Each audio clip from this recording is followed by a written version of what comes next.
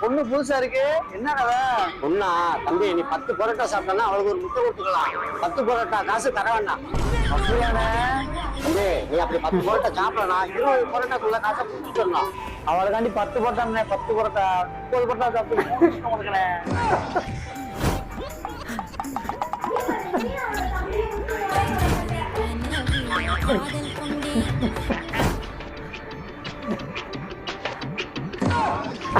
ஏய், பரோட்டா கொண்டு வா.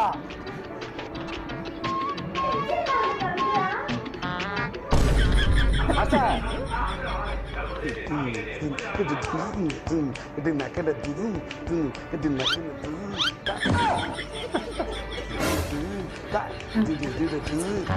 அண்ணே முடியல, 7 பரோட்டா சாப்பிட்டோம்ண்ணே, கையில முட்டை முட்டுறேன்.